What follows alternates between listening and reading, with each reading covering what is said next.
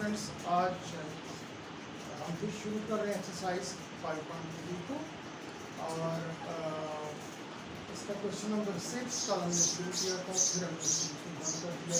हमारे पास कौन सा क्वेश्चन नंबर 6, उसमें एक ही सेम पॉलिनोमियल है, सेम इंप्रेशन है, इंप्रेशन पॉलिनोमियल एक्सप्रेशन सेम है दोनों, right.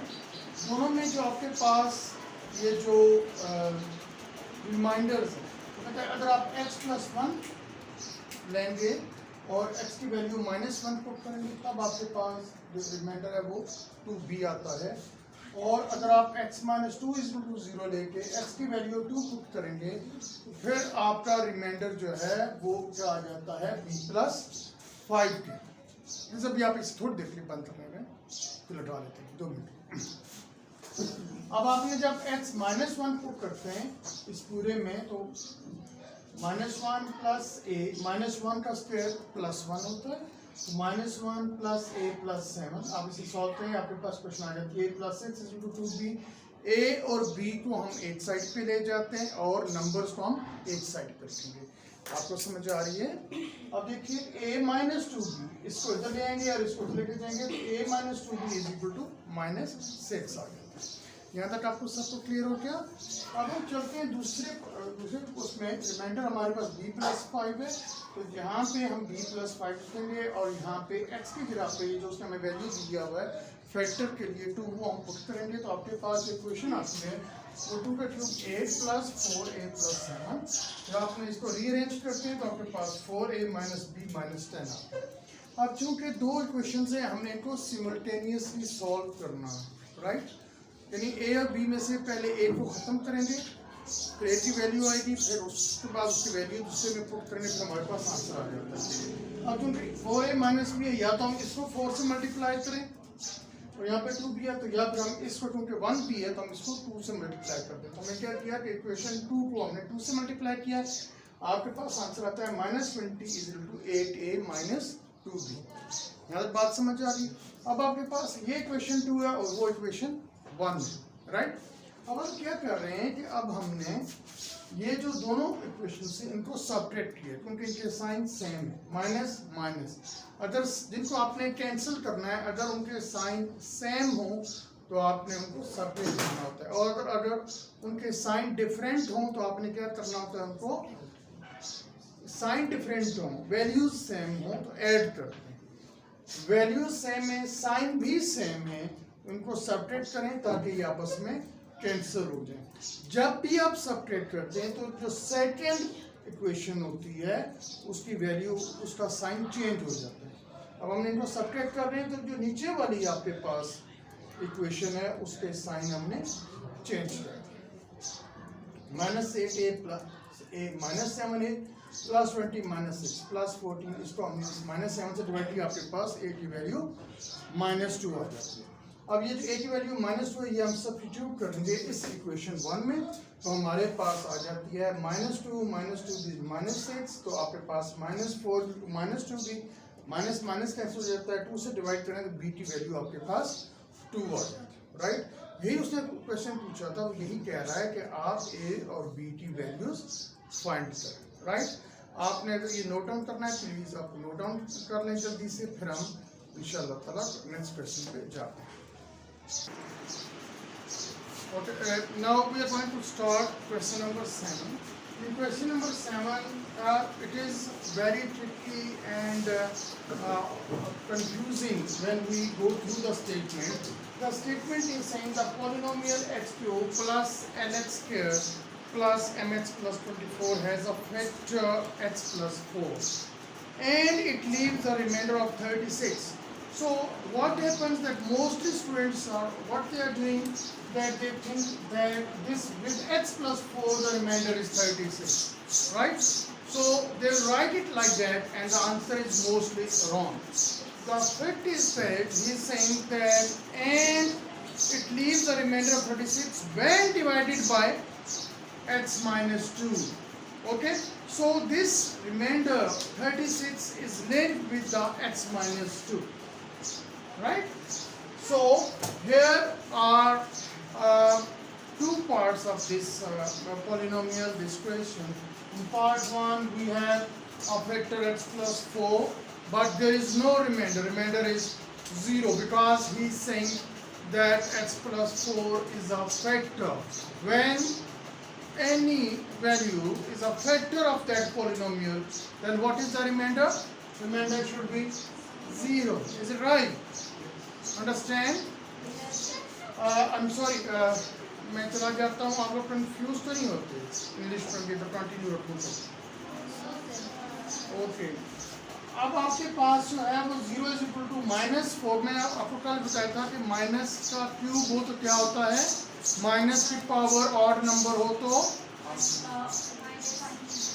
I am asking just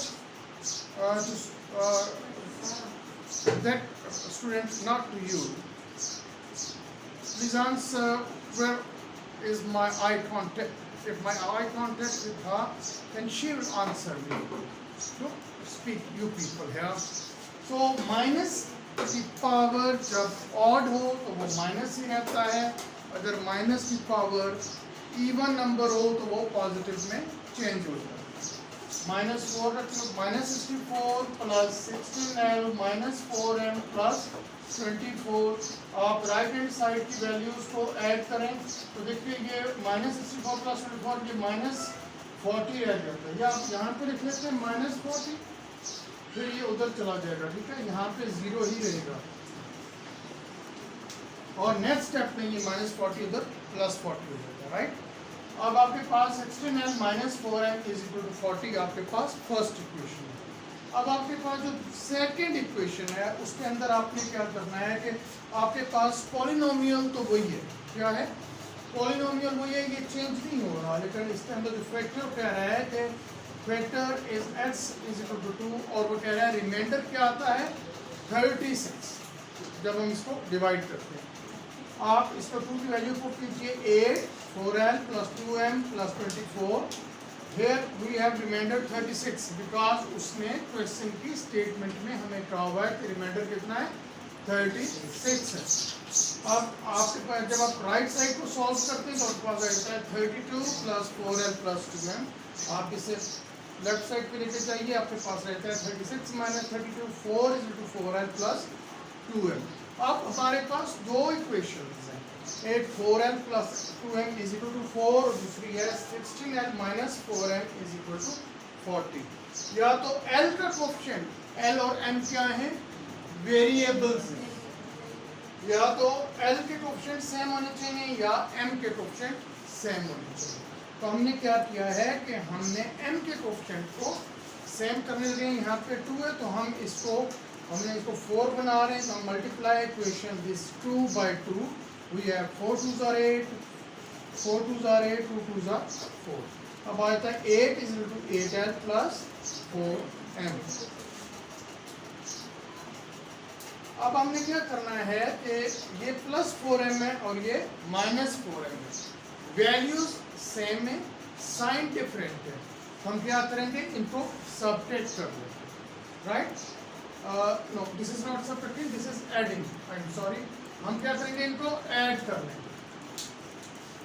अगर इनके साइन डिफरेंट सेम होते, जैसे ये भी माइनस होता, तो फिर हम इसको सबट्रैक्ट करते हैं और सबट्रैक्ट करने से जो सेकंड इक्वेशन होती है उसके साइन चेंज हो जाते हैं। अंडरस्टैंड? जब साइन सेम होते हैं तो सबट्रैक्ट करते हैं, sign same subtract, clear, sign same subtract, sign same.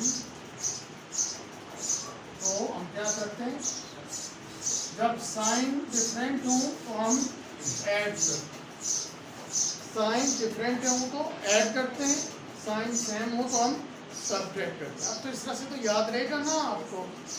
Good good. Now आपके पास जब आपने इनको ऐड करते थे, आई एम सॉरी मैंने यहाँ पे ऐड लिखा है, वहाँ पे आप लोग कंफ्यूज कर रहे थे क्या सबट्रैक्ट और एक ऐड, वो मेरे से वहाँ पे दिखा दिया। अब आपका जब हम ऐड कर रहे हैं तो जब ऐड करते हैं तो साइन चेंज नहीं होते, साइन उस वक्त चेंज होते हैं जब हम सबट्रैक्ट कर रहे होते हैं, राइट। ऐड कीजिए -4m plus 4m, same values हैं, साइन डिफरेंट हैं, कैंसिल हो जाएंगे। 16 प्लस 8 24, 40 प्लस 8 48, डिवाइड करें, एल क्या आ जाता है 2।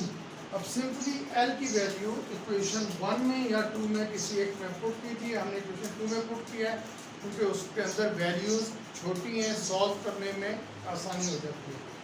8 is equal to 8 into 2 plus 4m, 8 minus 16 into 4m, तो ये -8/4, m की वैल्यू -2 हो जाती है और l की वैल्यू 2 है आपके पास, राइट। आई होप आपने इसको अंडरस्टैंड अब कर लिया होगा।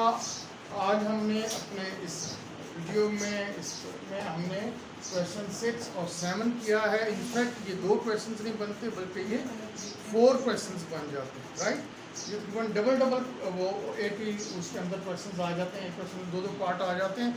प्लीज़ आप गो थ्रू हों और इसके अंदर जो बेसिक थिंग्स बताई गई हैं उनको अपने जहन में रखिए, उनको याद कीजिए, ठीक है।